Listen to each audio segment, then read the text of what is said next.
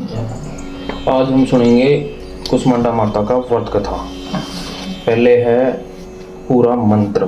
सूरा संपूर्ण कलशम रुद्रा पुलतम मेव च ददाना हस्तम पद्माभ्याम कुसमांडा शुभ दास्तु में। माता दुर्गा के चौथे स्वरूप का नाम कुसमांडा है।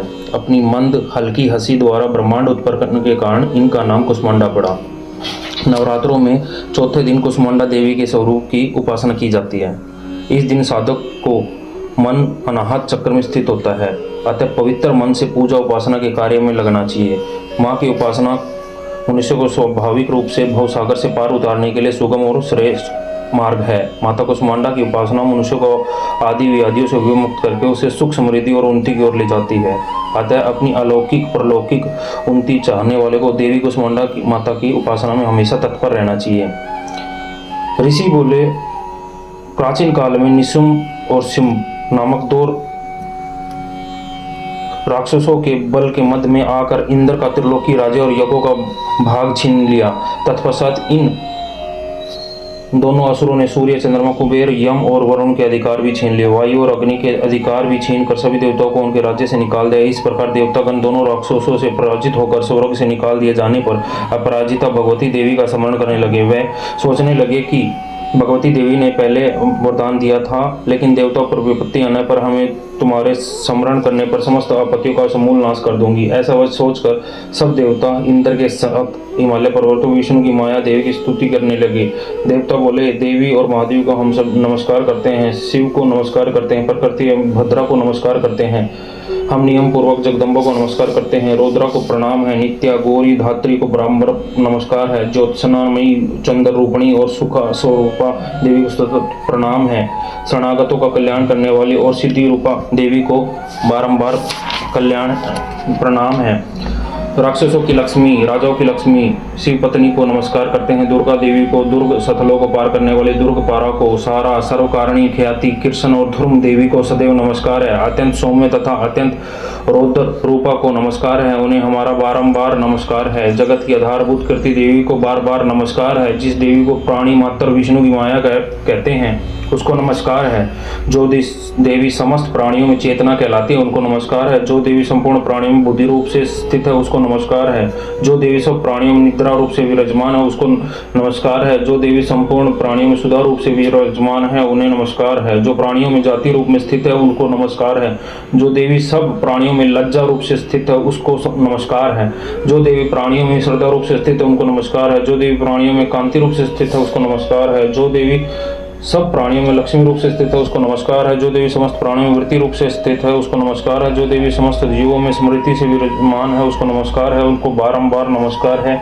जो देवी समस्त जीवों में दया रूप से स्थित है उसको नमस्कार है, उसको बारंबार नमस्कार है। जो भी देवी समस्त जीवों में तुष्टि रूप से स्थित है उसको नमस्कार है। जो देवी समस्त जीवों में मात्र रूप से समस्त स्थित है उसको नमस्कार है। जो देवी सब जीवों में भ्रातृ रूप से स्थित है उसको नमस्कार है। जो देवी सभी प्राणियों की इंद्रियों की अधिष्ठात्री है उसको नमस्कार है, उस देवी को बारंबार नमस्कार है। जो देवी चैतन्य रूप से इस संपूर्ण संसार को व्याप्त करके स्थित है उसको बारंबार नमस्कार है। पूर्ण काल में देवताओं ने अपना अभीष्ट फल पाने के लिए जिस भगवती की स्तुति की थी और देवराज इंद्र ने बहुत दिनों तक जिसका सेवन किया है वह कल्याण की साधना पूजा ईश्वरी हमारा कल्याण करे और सारी विपत्तियों को नष्ट करे। राक्षसों द्वारा पीड़ित हम सब देवता उस परमेश्वरी को प्रणाम करते हैं जो भक्ति पूर्वक स्मरण करने पर तुरंत ही सब विपत्तियों को नष्ट करने की क्षमता रखती है। वह जगदम्बा इस समय हमारा कल्याण करके हमारी संपूर्ण विपत्तियों को दूर करने की कृपा करें। महर्षि मेधा बोले, हे राजन, इस प्रकार जब सब देवता देवी की स्तुति कर रहे थे तो उसी समय देवी पार्वती गंगा में स्नान करने के लिए आई। उस समय पार्वती जी ने देवताओं से कहा कि आप लोग इस समय किसकी स्तुति कर रहे हैं। तब उनके शरीर कोष से प्रकट होकर शिवा बोला, ये देवता शुंभ दैत्य द्वारा निष्कासित और संग्राम में निशुंभ दैत्य से पराजित हुए मेरी स्तुति कर रहे हैं। पार्वती जी के शरीर कोष से उसी समय अंबिका देवी प्रकट हुई जो समस्त लोकों में कोसकी नाम से प्रसिद्ध है। जिस समय पार्वती जी के शरीर से देवी प्रकट हुई उस समय से पार्वती जी का शरीर काले रंग का हो गया और तब से उनका नाम कालिका देवी पड़ गया। वे हिमालय पर वास करने चली गई। शुंभ निशुंभ के दूत चंड मुंड वहां आए और उन्होंने परम मनोहर रूप वाली अंबिका देवी को देखा। चंड मुंड निशुंभ और शुंभ के पास आकर बोले, हे महाराज, एक सुंदर स्त्री हिमालय को प्रकाशित कर रही है। असुरेश्वर, हमने उस देवी परम सुंदर स्त्री को अब तक कहीं नहीं देखा, इसलिए यह पता करना चाहिए कि वह कौन है और किसकी है। वह सब स्त्रियों में रतन है, वह अपनी कांति से 10 दिशाओं में प्रकाशित कर रही है। आप चलकर उसे देख ले। हे स्वामी, तीनों लोकों में हाथी, घोड़े, मणि इत्यादि जितने रतन हैं वे सब इस समय आपके घर में शोभायमान है। हाथियों में हाथी ऐरावत हाथी और घोड़ों में उच्च सर्वा घोड़ा और पराजित नामक वृक्ष आप इंद्र से प्राप्त कर चुके हैं। हंस सहित रतन जड़ित ब्रह्मा जी का अद्भुत विमान भी आपके पास है। मापादम नामक निधि आपने कुबेर से ले ली। समुद्र ने आपको किंजगल्ली नाम की माला प्रदान करी, जिनके कमल कभी मुरझाते नहीं है। सोने की वर्षा करने वाला वरुण का छत्र भी आपके पास है। रथों में श्रेष्ठ प्रजापति का रथ भी आपके पास है। हे असुरराज, मृत्यु से नामक उत्तरगांतित शक्ति भी आपने छीन ली और वरुण का पास भी आपके पास, निशुंभ के पास ही है। निशुंभ ने समुद्र में उत्पन्न वाले सब प्रकार के रत्न भी अपने अधिकार में लिए हैं और ऐसे 2 वस्त्र भी अग्निदेव ने आपको दिए जिन्हें अग्नि नहीं जला सकती। हे दैत्यराज, इस प्रकार सभी रतन रूपी वस्तुएं आप संग्रह कर चुके हैं। अब आप कल्याण में स्त्रियों में रतन रूपी इस स्त्री को ग्रहण करें। ऋषि बोले, चंडमुंड के वचन सुनकर शुंभ ने सुग्रीव नामक राक्षस को अपना दूत बनाकर देवी के पास भेजा। शुंभ ने कहा कि तुम मेरी ओर से इस प्रकार कहना, ऐसा उपाय करना जिससे वह प्रसन्न होकर यहाँ शीघ्र आने का तैयार हो जाए।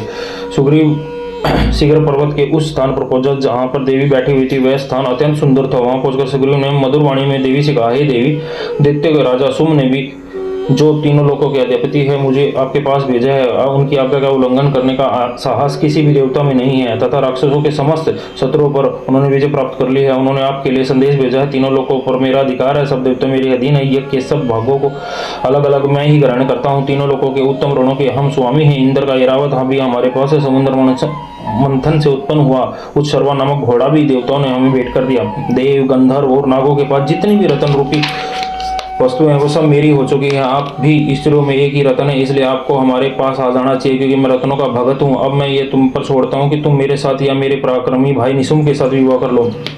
यदि तुम मुझसे विवाह करोगे तो अतुल महान ऐश्वर्य को प्राप्त करोगी। महर्षि मेधा ने कहा, दूत के ऐसा कहने पर भगवती दुर्गा मन ही मन मुस्कुराई और इस प्रकार बोली, हे दूत, तुमने जो कहा वे सब सत्य है, इसमें किंचित मात्र भी झूठ नहीं है। शुभ इस समय तीनों लोकों का स्वामी है और निशुंभ भी उसी की भांति पराक्रमी है, परंतु मैंने एक प्रतिज्ञा कर रखी है। यह प्रतिज्ञा यह है कि मुझे जो युद्ध में हरा देगा, मेरे इस अभिमान को खंडित कर देगा, बल में जो व्यक्ति मेरे समान होगा वही मेरा पति होगा। इसलिए शुंभ निशुंभ में से जो भी मुझे युद्ध में हरा देगा, मैं उसी से विवाह कर लूंगी। मेरा यह संदेश उन तक पहुंचा दो।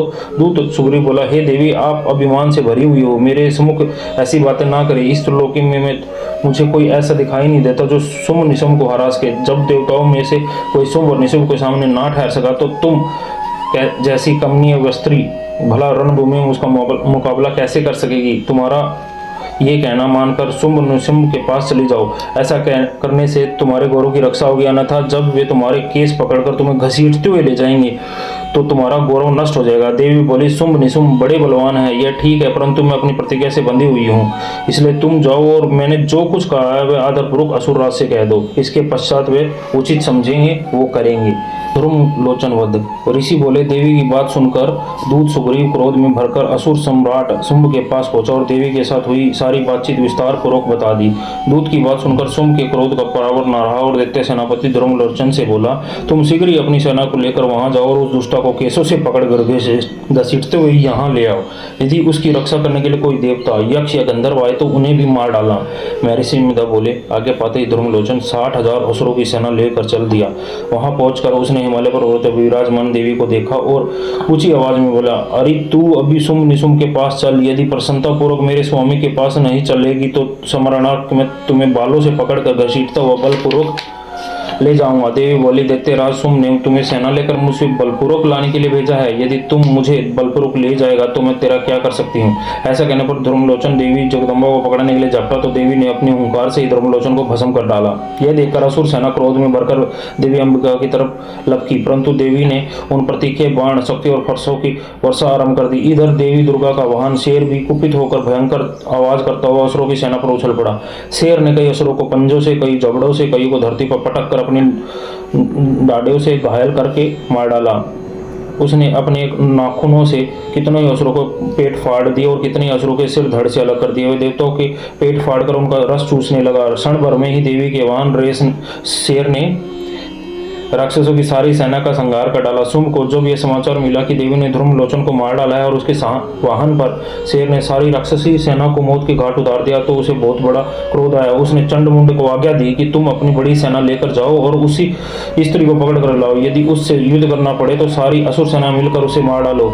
उस दुष्टा की हत्या होने पर तथा सिंह के मारे जाने पर वह स्त्री जिस दशा में भी पड़ी हो उसे बांधकर शीघ्र घसीट कर मेरे पास ले आओ।